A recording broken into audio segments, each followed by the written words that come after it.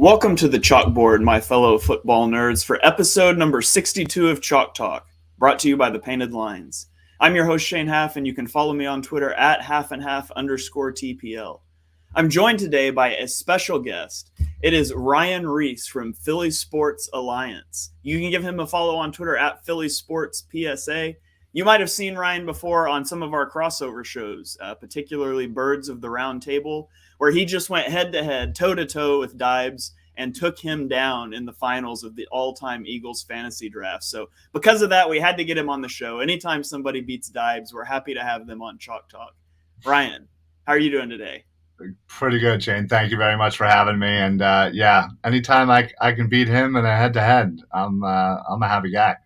Yeah, I have conditioned my viewers. I've pounded the table long enough, screamed from the rooftops that he cheats in every draft, that I think a few of them believe me now. So we always welcome somebody that can take him down just a notch. Absolutely. Glad to do it. So we've got an interesting show, I hope, for you guys today.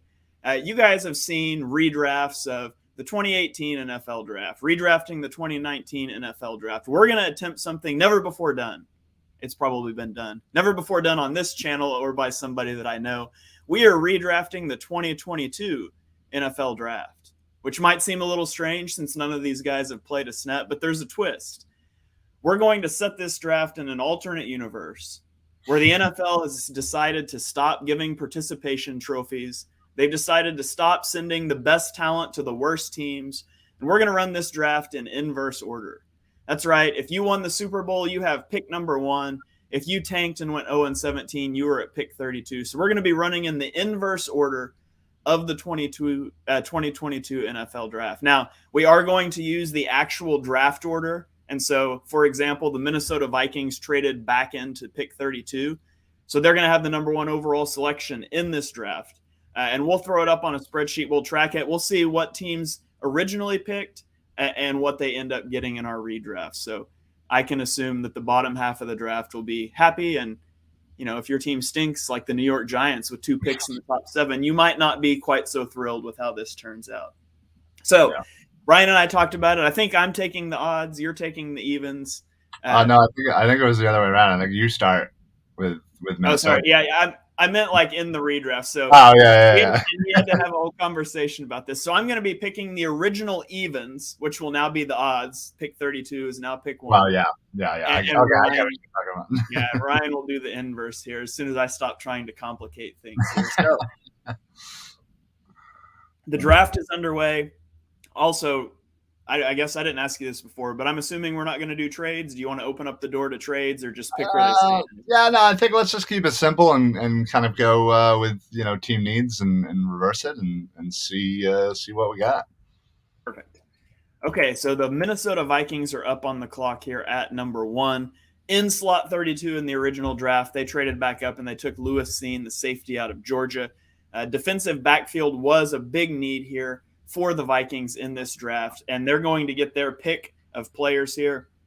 And in the redraft, they're going to make the number 1 overall pick, Sauce Gardner, out of Cincinnati. He was my number 1 CB in the class, although it was really close with him and Derek Stingley. I think he's a perfect fit for what the Vikings have. They would have loved to have walked out of the first round with a player of his caliber. So that's going to put you up at number 2 with the Cincinnati Bengals. Yeah, I'm not gonna lie. We talked about it pre-show, and I already predicted that you were going to steal my guy for Cincinnati. You obviously did that, so I am basically stuck with the next best thing, and that is Derek Stingley Jr. The need for DBs for Cincinnati was clear heading into the draft. Obviously, they went with Daxton Hill, who, will most likely, split some time between corner and safety in the league. So big upgrade for them reversing this draft order. Absolutely. So we've got CBs going off the board 1 and 2. I was also interested just to see, in a normal year, if you did this, you would be wondering, where do we slot these quarterbacks in? Because the good teams presumably don't need a quarterback. This year, it's not as much of an issue with only 1 quarterback going first round originally. But you don't see the offensive tackles yet. You haven't seen the edge rushers. It's been back-to-back cornerback picks. And so Just interesting to think through an exercise where the good teams would pick first and how that would change that value.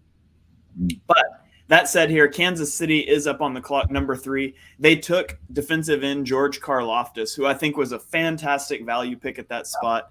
He was I believe he was my 9th overall rated player in the draft. And so it was a steal for the Chiefs. But that said, they can do better in this redraft. Staying at the same position, I'm going to take Kavon Thibodeau out of Oregon. Thibodeau was my number 2 overall rated player in the draft, my number 1 edge rusher. I would love to see what he could do in that Kansas City defense, just turned loose. The Chiefs would be thrilled if they could have walked away with KT out of this spot. Yeah, that's a huge upgrade. Not that, again, Karlaftis, I agree with you. I think he is going to be a pretty decent player in this league. And, for the Eagles, I would have, again, when we originally had 3 draft picks, he was definitely one that I would have loved for them to grab in the mix there. So, but yeah, you can't pass up Thibodeau. We got Mr. Crockpot chiming in here under an alias. Mr. Crockpot Media says we've got an amazing panel, except for Shane. Everybody else here is legit. Wow. Props up to you being legit. You did just take him down in that fantasy draft we talked about. Yeah. That's, like I said, that's 2 wins in a row, for Birds of the Round Table polls. So I guess that makes me legit. Keep it going next time.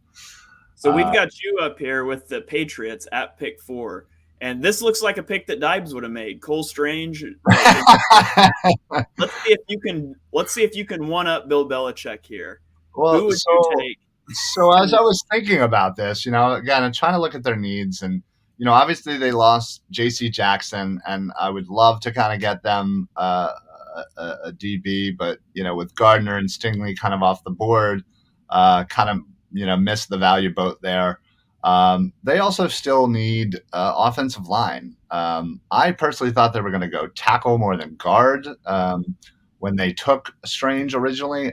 Granted, I don't think anybody saw Strange being drafted in the first round, but you never know. Maybe it won't be so bad. But yeah, so I kind of then started thinking about offensive tackles, and I am actually going to go with Evan Neal from Alabama, offensive tackle. I think, again, always having a good offensive line is something that Belichick loves having, hence why they went Strange. And, at that time, there wasn't really any tackles that I guess he thought that was worthy of taking the first rounder on. So they're going to go ahead and get big body and Evan Neal now. Yeah, I love that pick. Neal was my 3rd overall player in the draft. I think almost any offensive lineman could have been a better pick there than Cole Strange. Right. Certainly be a slam dunk for the Patriots. And now I'm up with the Packers, and the Packers have a definite need at wide receiver that they just refuse to address. That said, they're going to be up on the clock again at pick 11, so I don't think that we want to go for wide receiver here. Trying to remember, they could use an offensive tackle, though. And with Ikem Ekwonu still sitting here on the board, I think that's where I've got to go for the Packers. We might have traded away Aaron Rodgers' best receiver. We'll try to get him somebody here down the road, but we're going to get him an offensive tackle. So we're going to shore up the offensive line with Ikem Ekwonu. Yeah, that's, again, great pick. That's the other player I was kind of looking at for New England. I just personally like Neal a little better. So, yeah, but you can't go wrong. And again, Green Bay desperately needs some help on the offensive line. So, all right. So we have Jacksonville now. While, they had the number 1 overall pick, and certainly they have a lot of needs. Part of me just can't resist selecting their original person in Trayvon Walker. I just kind of have to do it. They have other picks, obviously, later at the end of the round, but this way they still get their guy originally, and they get him, 5 picks later than they originally did. So Yeah, I never got, and Ryan and I weren't podcasting. We hadn't even met each other during the draft, so I'm not sure where you were at on Walker. I just didn't get it with Walker. I yeah, had no, him I agree. player. I think Thibodeau and I think Hutchinson would have been a much better selection. I think not that I don't like Walker, but again, I think maybe where he's at now at number 6 is a little bit more appropriate for what he is. But yeah, I definitely agree that Jacksonville kind of messed that one up and should have went elsewhere. Yeah, I really didn't understand. I really kind of hated their draft in general, but I did not understand. Travon Walker has never shown any ability to rush the passer, and yeah, he's super athletic, but I just don't know that that's the guy you spend the number 1 pick there like they did. But it's what they did. We'll see if it pans out for them. Obviously, he's got tremendous upside. That the bust risk is just so high with him, I feel. Yeah, but I just honestly, just for my own enjoyment, I couldn't resist selecting him here. Yeah, absolutely. All right, so that puts me on the board with the Jets, who did trade back up into this spot to grab Jermaine Johnson, the second, who was falling down boards. We're going to stick at the same position here, but we are going to take a different player. Because he's on the board, we're going to go with Aidan Hutchinson. Obviously, he was never going to make it past Detroit, but in this draft, they get to draft ahead of Detroit, and so they get their guy. They get Aidan Hutchinson, who's going to come in, and he's going to play the same role that Jermaine Johnson will play for them. He's just going to do a better job at it. He's a better prospect. So we'll stay right there. It's interesting looking at it here. We've only got 2 positions where the team is drafted the same, and they were both me. We had the Chiefs and the Jets sticking with edge. I am going to be interested to see how many of those continue as we go. I guess Trey Walker was the same position. Yeah, theoretically, just an earlier pick. But I'm actually kind of going to do a similar thing here with Baltimore. Baltimore originally at number 14, taking whom everybody in Philadelphia wanted, Kyle Hamilton. And they're not going to give up the opportunity to take Kyle Hamilton at number 8 now, even. So we're going Kyle Hamilton, and they're sticking to their board, as it was the original time. Yeah, Kyle Hamilton was my favorite player in the draft. I called him the best defensive prospect I've ever evaluated. He was my number 1 overall. I loved that guy. I would have loved to have had him, but yeah, I mean, honestly, I did really like Jordan Davis. I did. Mm-hmm. I just, again, I've been an Eagles fan for long enough, and I know I just have the worst feeling that we're going to look back at this 5 years from now, 10 years from now, and say, what if? Yeah. It's going to give me nightmares. Yeah, it's a definite possibility. I was pretty high. I ended up pretty high on the Jordan Davis pick, but I certainly understand the consternation there. We got Mr. Crockpot chiming in again, says that Shane hates my guy Walker so much that he misspelled his first name. I do appreciate you guys out there that are good spellers, because I am not. So that's been corrected now, but it is true. I did hate that pick. Dibes was a big Travon Walker guy. He was on that bandwagon. Even pre-combine, he was really on the Trey Walker train. So yeah. Okay, so that brings Dallas up. Dallas could have gone a few different ways here. They ended up going offensive line. I'm not sure what they're going to do with Tyler Smith. I had him looked at as more of an interior offensive lineman. I think they're going to play him at offensive tackle. They could use an edge, and there's still some good edge rushers on the board, but I think at the end of the day, wide receiver is a huge need for them here. And so they're going to look to the wide receiver position here. They traded Amari Cooper. They let Cedric Wilson go. So they're going to try to continue to build a strength in their offense.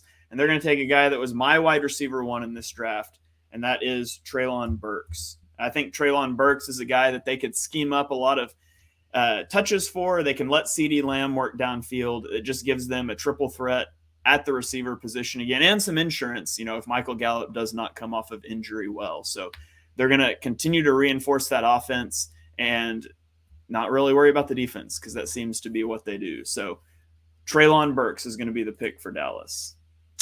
Yeah, that's certainly scary. Adding him with CD and Gallup, and if Ezekiel Elliott can kind of return to form. We've heard the old, oh, he's in the best shape of his life, but combine him, with that offense and throwing Treylon Burks in there, it would be a scary offense for sure. All right, so that's going to put you on the clock here with Buffalo. They originally went Kaiir Elam, the guy who's still on the board, arguably maybe the best corner still on the board. I'm interested to see where you go here. Yeah, I had looked at corner obviously for them, looking at Elam, looking at like McDuffie. I kind of personally think it might be a little early for those selections at 10. They have other needs on the offensive line. They have needs on the defensive line. So it really came down to which side of the ball I felt like they probably needed a little bit more help. And they'd be foolish not to put as much into the investment that is Josh Allen. So I am going to select Charles Cross, offensive tackle, to give Josh Allen a little bit more protection for hopefully the next 10 years in Buffalo.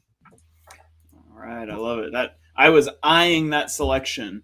Well, I was eyeing that selection, I guess, for the Chiefs at 12, who I actually don't pick for, so never mind. You just created for yourself. Well, that is also that's what went through my head too. I was like, do I do that or do I save it for the Chiefs? And I was like, well, I wouldn't do that if I was, Buffalo. So I'm got to think like Buffalo, not like Kansas City. So yeah, I had in my head that I picked for the Chiefs the first time, so I had them this time, but I don't. It's the Packers who I had for both spots here.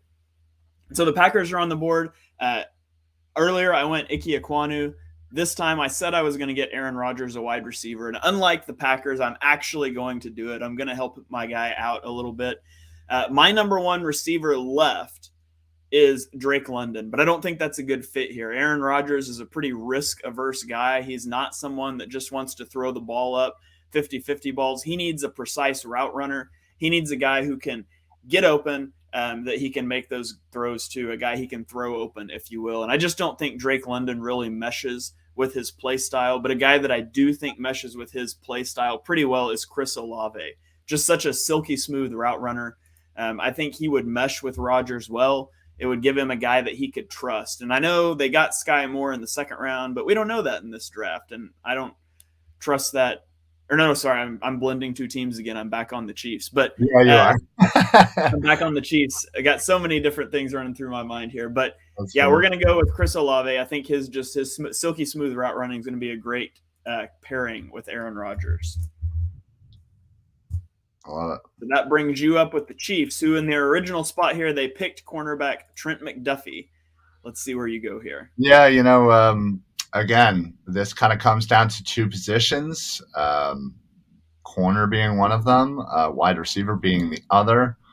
And, I think, again, I think offense is what kind of, is most important in this league right now. And I feel like they just have to go offense, replace Tyreek Hill, essentially. And I actually am going to go with Garrett Wilson. I think that's a bit of a more of a fit for Kansas City for Patrick Mahomes. I thought about Drake London, but again, I just don't. I feel like Wilson would be a better fit there than London. But yeah, they have to replace Tyreek Hill, and why not with one of the better wide receivers in this draft class? Yeah, I never was the biggest Garrett Wilson fan. I actually had him as my wide receiver 6, and I know a lot of people loved him, and I was by far the lowest on him of anybody at the Painted Lines, and really anywhere else I looked at, because I went and looked at the Ringer and PFF and the Draft Network and all these other places, and I was lower on him than everywhere else. So I'm really interested to watch his career play out, because I was a little concerned about kind of his some of his footwork and how frenetic he is in his route running. But if there's a place that he can go, Kansas City would be a great place, because Patrick Mahomes does so much freestyling in that offense anyways to buy him time. I could see that being a really good fit. Okay, so I am up here for the Pittsburgh Steelers, who in this slot, they took quarterback Kenny Pickett. Not the biggest Kenny Pickett guy, but who am I to deny fate, destiny, that they sat and they got their guy. They're going to get him here as well. A guy who doesn't even have to change buildings. He just changes the helmet. And now he goes from Pittsburgh to Pittsburgh. He's going to continue to be the signal caller in Pittsburgh for the Steelers. Yeah, that's the beauty of kind of these picks in the middle of the draft. They're kind of right at where they were anyway. And generally the same people are probably going to be available. So it's not going to be terribly too hard here. So, yeah. All right, so you were up here for New Orleans, the team that traded significant capital because it seems like they're convinced that they're going to be all in this year, that they're going to be competitive. I'm not sure that I feel that way. In fact, I think they could be quite bad this year. But I'm interested to see where you go here. Yeah, the fact that they have 2 picks here, they obviously went offensive tackle and then they went wide receiver. I'm actually going to flip it up. I'm going to go wide receiver here. I'm going to go Drake London. The value at this point, I think it would be too hard to give up. And they go ahead and get their wide receiver a pick earlier than they did in the original draft. All right, Drake London. I love that pick so much that I was about to make it as Tennessee. that wasn't my thought process. I was like, oh, if I don't, Tennessee's going to scoop them right up. Yeah, I feel like, Tennessee, in trading A.J. Brown, they necessitated taking a wide receiver here. I really don't think they can do anything else. I question the trade that they made in that instance. But Treylon Burks, who they originally picked, who I think is a really good fit there, is gone. I thought Drake London would be a good pick because Ryan Tannehill, not the best quarterback. Getting a guy that could win those 50-50 balls, that would be helpful. There's really only one of the big wide receivers left here. It's going to be Jamison Williams. That's who I'm going to That's who I'm going to grab here for the Titans to be a part of that offense. Yeah, I think that's a great pick for them. I mean, he originally went at number 12 to the Lions. So, I think, again, it's right around his range anyway. So I think it's a good selection for him. And he's a guy that I was high on too. Obviously, you got to see with the injury stuff, but the Titans aren't in a win now mode. I mean, they don't have the quarterback for it, and so they can afford to let a guy sit for the first half of the season if he needs to, which I don't think he will. Yeah. All right. So we have the Chargers. Now, it's funny because I have the Chargers and the Texans. They both went the same position, and to be perfectly honest, I'm going to just flip-flop these players. Unless Washington screws it up for me. So I'm going to take Kenyon Green at number 16. I personally, going into this draft, thought he was the slightly better prospect. Zion Johnson kind of, came on strong towards the end, as the draft approached. So Kenyon Green was always kind of the clear-cut number 1. So that's who I'm going with the Chargers. Again, put some money and invest in the offensive line for your young star quarterback. Yeah, I also had Kenyon Green slightly ranked ahead of Zion Johnson. They were kind of in the same tier for me, but I did have Green ranked a little bit higher. So now we have Washington on the clock. They drafted Jahan Dotson, a pick that I did not like where they selected him at. I thought that was a pretty big reach for a slot-limited guy. Not that the slot's not important. I just didn't think that was the direction that they necessarily should have gone. So looking at it here, I'm going to go a different direction. And I'm debating between a couple. Oh, I forgot to mark Aidan Hutchinson off on my list I was keeping here. Say, why is he still there? I'm not. Hello, value. Definitely going with him. That'd be one ridiculous defensive line in Washington then. Yeah. I just can't justify spending any more on their front 7 right now because they've got other needs. There's guys I'd like to take on the front 7, but I'm not going to do it. I'm going to take Trent McDuffie. I'm going to get him a secondary player. I was pretty high on Trent McDuffie. He was my 13th rated guy in the draft, and I feel like he is not limited to the slot. I know a lot of people feel that way. I feel like if he can't get outside, which I think he can, that he would also be a really good safety. And so I think he's got some positional versatility in a league that's quickly becoming positionless. I think he can play outside. I think he can play in the slot. I think he can be a safety for you. And so he's kind of a move piece for the Washington defense, secondary that really needs a guy like that.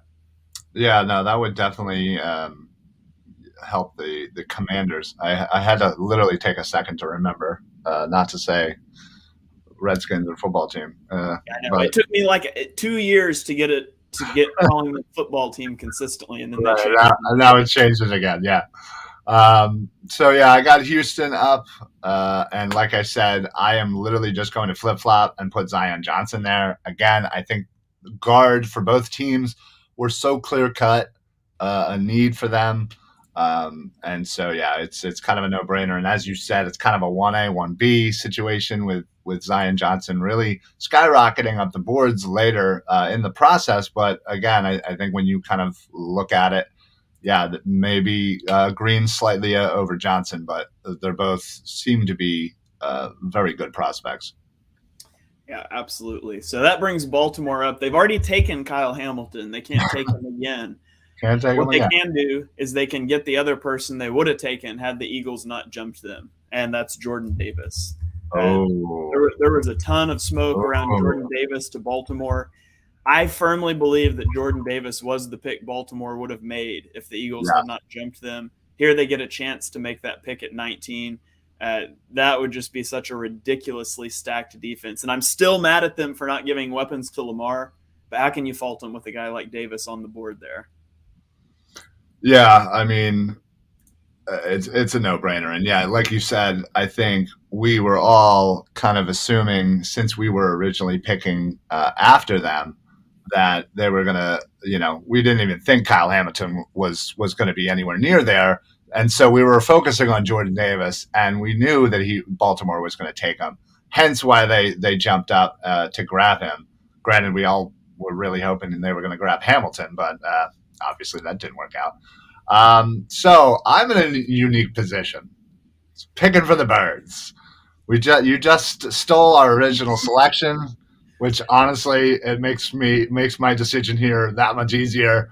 For anybody that knows me and watches any of my shows or anything that I've ever been on, I love linebackers.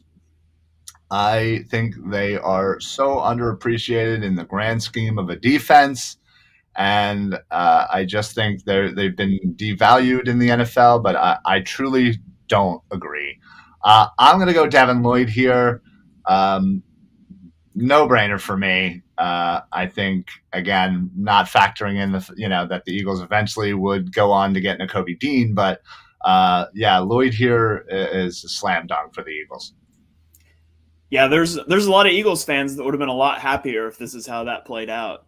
Sure. I know there's a lot of people that rolled their eyes about the Jordan Davis pick, and there's a lot of people that pounded the table for a linebacker. So, and I believe was it Jacksonville that ended up taking him?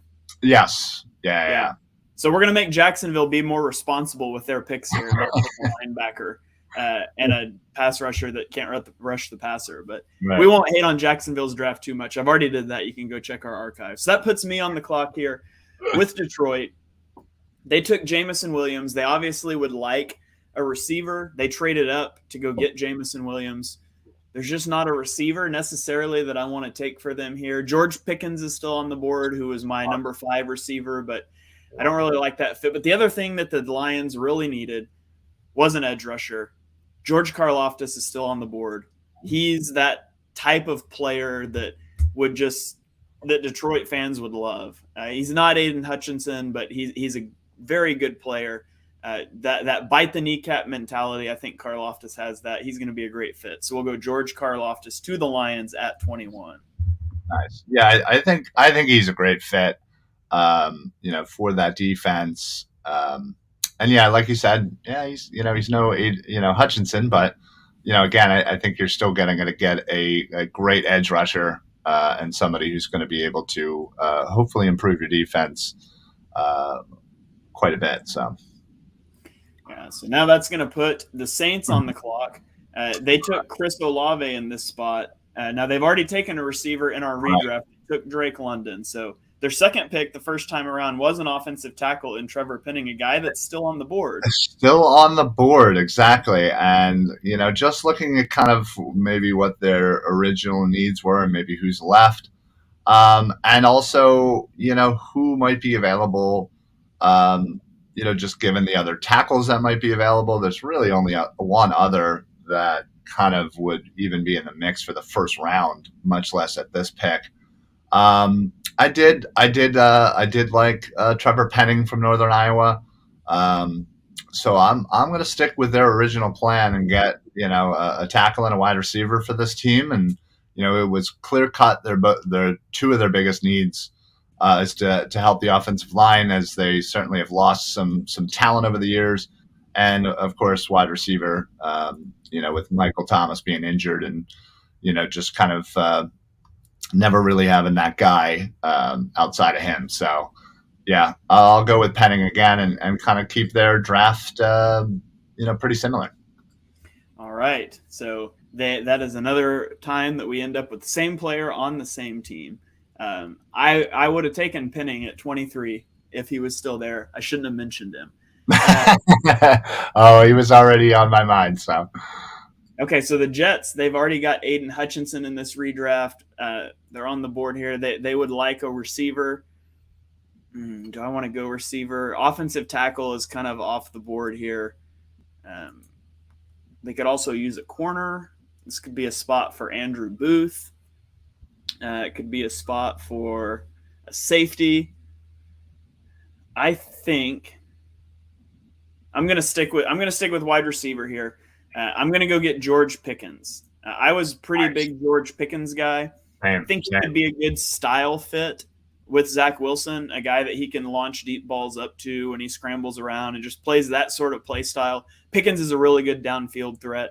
I really liked him. I couldn't believe he fell into the mid-second round, but he's not going to in this draft. It's going to stop here at 23 overall.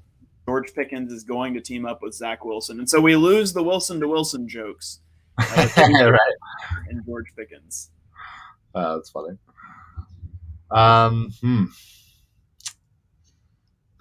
What to do with Seattle?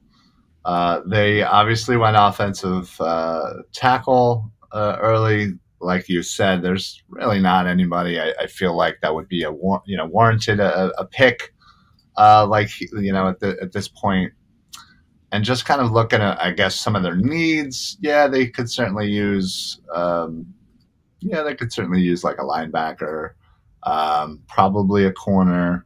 But I'm gonna maybe shock the world right now, all the people watching across the world, and I'm gonna go Malik Willis, quarterback.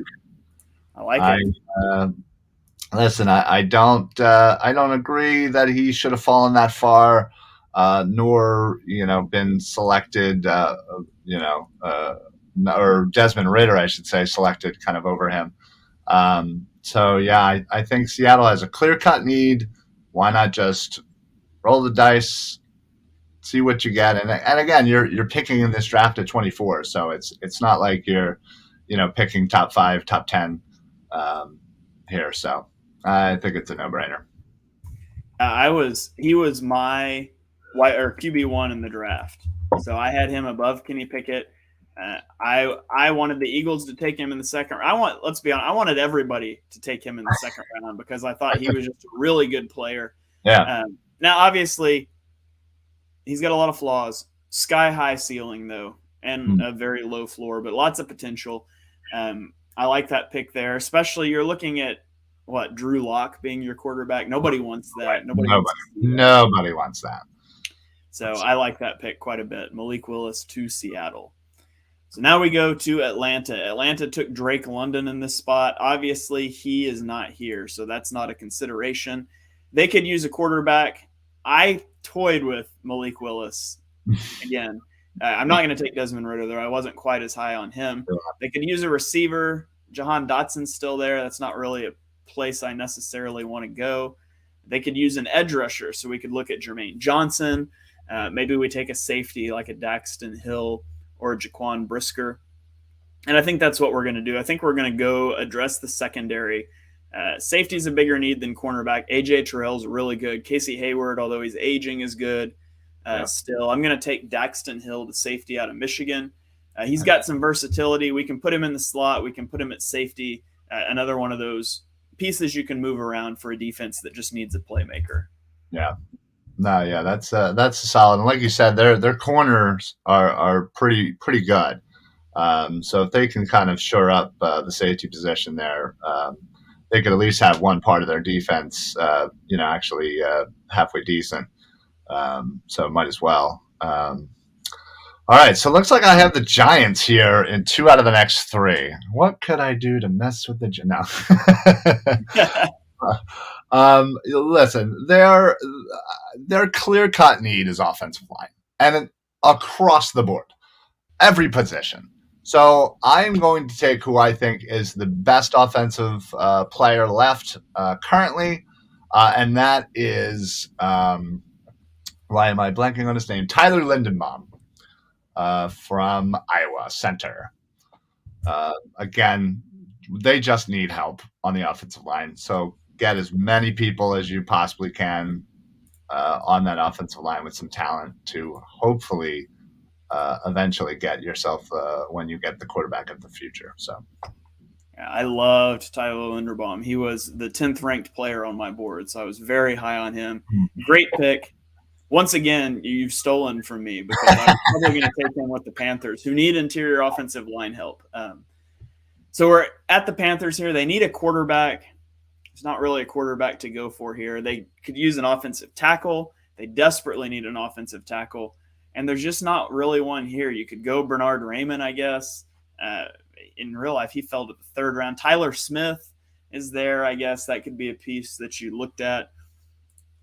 Let's see, what else could they use? They need a wide receiver.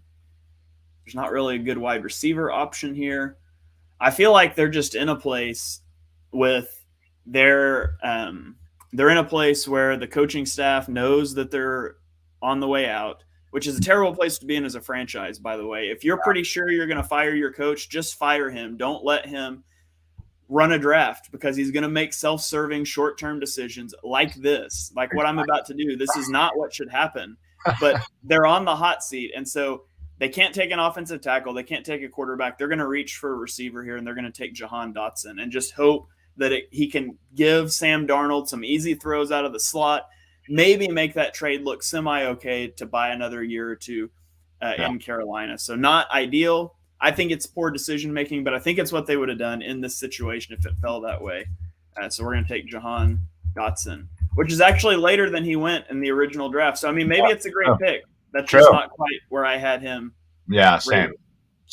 When he got selected, I was a little shocked he went that early originally. But yeah, no, you're absolutely right. I never understood why, like, when you have a coaching situation like that you would just cut it off. Like, if there's even a doubt, you just cut it off, you start fresh, and then that way you're not making the if I select somebody here, I might save my job. Now you should want to better your franchise, first and foremost. So that's why I have a problem with people who are both GM and coach. The GM and the coach have different jobs. The coach's job is to win now. The GM's job is to build a sustainable long-term team. And you need that tension in your room when one guy has too much power, as has been the case in Philadelphia, or one guy works both positions, as is the case in New England with Bill Belichick, who, by the way, Bill Belichick is a terrible GM. And I say that, and people give me crap. Like, no, he's a great coach. And part of the reason that we recognize how great a coach he is because he is so bad of a GM. But it should just not be one person. It's too much responsibility. There's supposed to be tension in there. They shouldn't be the same person. Agreed. Fully agreed. We've got Rufus Rodgers chiming in here. He says, man, if the Eagles would have drafted Lloyd in the first round, I would be $1,100 richer because I never would have broken my phone in the middle of Rufus, dude, that's awesome. So pour one out for Rufus. Ryan would have saved Rufus $1,100. Eagles, pick up the phone, give Ryan a call. He's happy to consult on your. I will. Yeah, I'll be an assistant to Howie, and I'll tell him what he needs to do, and if he doesn't. Come on, how he's like 4 foot nothing, 100 pounds soaking wet. All right. So you are up again here for the Giants. You've already taken Tyler Linderbaum for them. They took Kavon Thibodeau in this spot. There is not a Kavon Thibodeau on the board. There are a couple of edge rushers, though. So I want to see where you go here. There are. I kind of, again, and thinking, man, if there was even a halfway decent offensive line player, I would probably select him here and go back-to-back offensive line because it is terrible, their offensive line. And they could also use a safety. So again, I'm kind of looking at that. Lewis Seen or whether who's the kid from Brisker from Penn State. Mm-hmm. But ultimately, yeah, I think it comes down to edge. And just looking at who is available, and let me just make sure that this person wasn't taken. Trying to see. Who are you looking at? Jermaine Johnson. He's still there. Okay, well then, yeah, there you go. I will go with Jermaine Johnson. Again, they get themselves an edge. Obviously, not on the level of Thibodeau, but I do actually really like Johnson. I thought there was a possibility he could have even snuck into the top 10 at one point during this whole process. Cooled off a little bit more towards the draft, and obviously hence where he was originally taken. Back the Jets at 26, I believe, grabbed him. So yeah, he fell in my opinion, but the Giants will gladly take him here in this situation. All right, so that puts the Jets on the clock for their third pick. And so far they've taken a wide receiver in George Pickens to match their Garrett Wilson pick. They've taken an edge rusher somewhere on this list. They've taken an edge rusher in Aidan Hutchinson to replace the Jermaine Johnson pick, who we just saw come off the board. Yeah. And so the first time around, they took Sauce Gardner with the 4th overall pick. Here with pick 29, I think we're going to keep it the same. There's a cornerback still on the board that shouldn't be there. It's Andrew Booth Jr. out of Clemson. Nice. He was 15th on my board, and I was actually lower on him than Dibes and Mark were. So he came in at 19 on our consensus big board, and he fell to the second round. There's maybe some injury concerns that caused that fall, but I just kind of discount that stuff when I do draft work because I don't know the medical things. And if that's all it is, there's nothing I can do there. So we're going to go CB here. We're going to take Andrew Booth Jr. out of Clemson for the Jets. So we're going to complete the clean sweep. They had 3 picks originally. They addressed the same 3 positions here. Sorry about that. And that puts you up on the board with Houston, who is probably not happy about the last top corner coming off right ahead of them. They took Derek Stingley Jr. the first time. Yeah. You were up here as Houston. What are you going to do? So I kind of want to do a similar thing here. Is Elam still available? Then yeah, I am gonna follow suit and go corner as well, and get themselves a little help on the defensive side of the ball. I like Elam. He went a little earlier. Buffalo at 23. So yeah, he is definitely somebody they would love to have on their squad. Absolutely. Okay, so that is going to put Detroit up. And let's see who Detroit has already picked. They picked George Karlaftis. Was that their only pick? I think it was. Let me double check. So Detroit took George Karlaftis. Their other pick, they took a receiver. Again, there's not really a receiver here that I'm feeling. They could go quarterback. They could also go defensive back. And so that's what I'm going to do. I'm going to take Jaquan Brisker, the safety out of Penn State. I've got him slightly higher than Lewis Seen and Jalen Petrie, who are kind of that next tier of safeties for me. I think it gets him a defensive playmaker. So they address 2 levels of the defense. There's only so much you can do with the offense while Jared Goff is still there anyways. And so I think you just start to get the defense right this time around. Yeah. And that brings you up to close out the draft here. The Jags took Travon Walker originally. Now they've already got Travon Walker in this draft. They took Devin Lloyd, who's not there.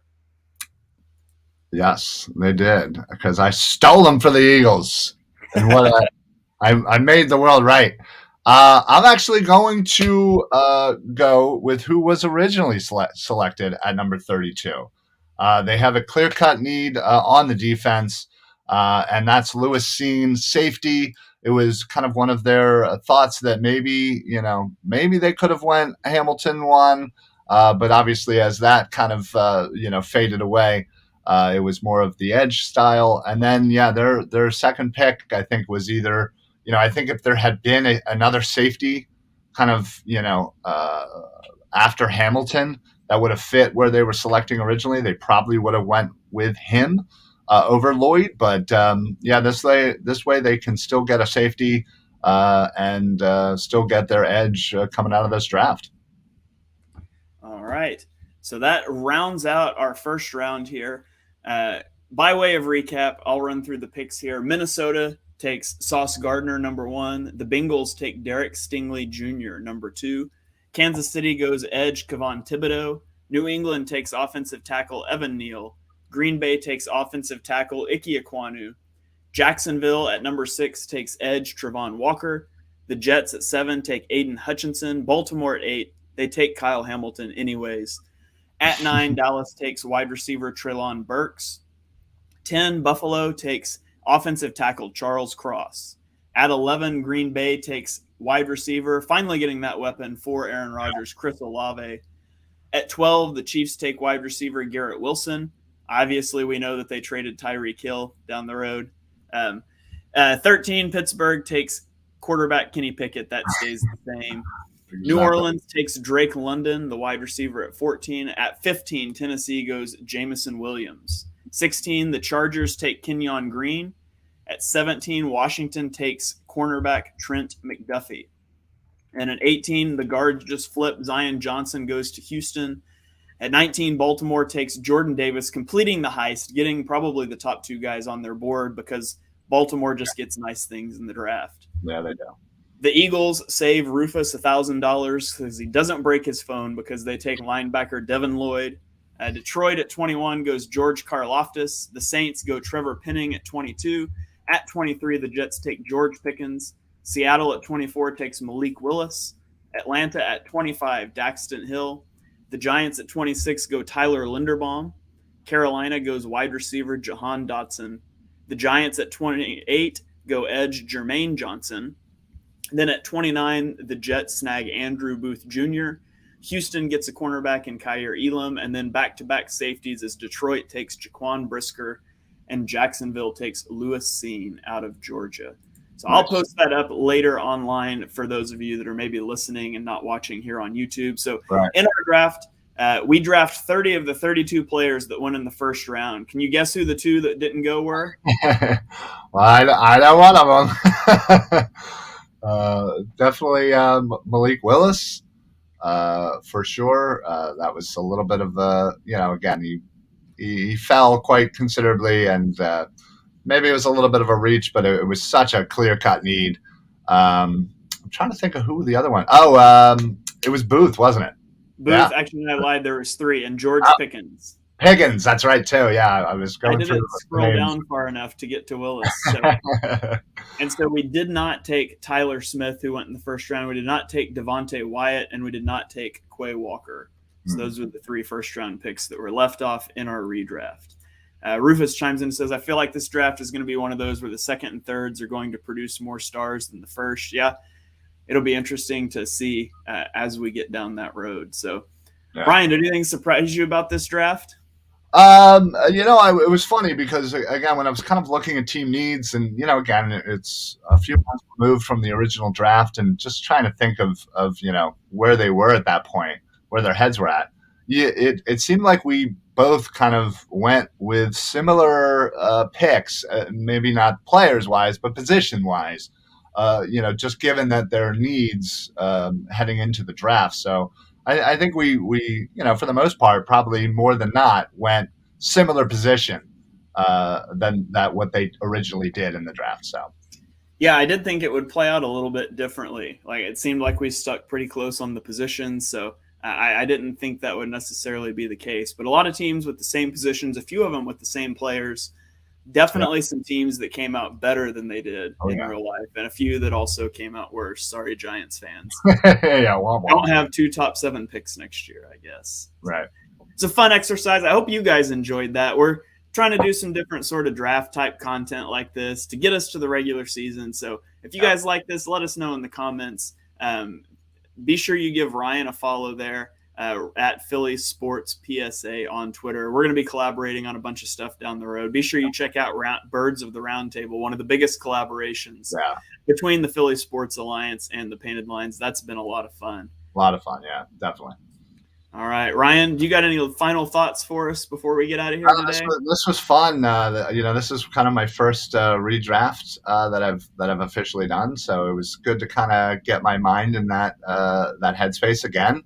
The draft is always a fun time to be around and to be near. So it was good to kind of go back and hopefully training camp will be here and before we know it. And I think this is technically the last full month where no football exists until March of 2023. So we're getting close. We're getting closer every day. So. Yep. All right. Well, thank you guys for joining us for episode number 62 of Chalk Talk. If you enjoy what you heard on the show, and we know that you do, as Rufus chimes in and says, love having 2 of the best in Philly sports talk. Great show. Appreciate it, Rufus. Love you, Rufus. And if you, like Rufus, enjoyed what you heard, be sure you smash that subscribe button so you don't miss the next episode. Drop us a 5-star rating and review on Apple Podcasts. You can follow me on Twitter at @halfandhalf_TPL. You can follow Ryan at Philly Sports PSA. Be sure you check out Birds of the Round Table every Tuesday night. I believe it's 8 o'clock. I missed last week, but hopefully I'll be on there next week. Yeah. So from me, from Ryan, from the Painted Lines, from Philly Sports Alliance, from everybody to you, we'll see you guys next time.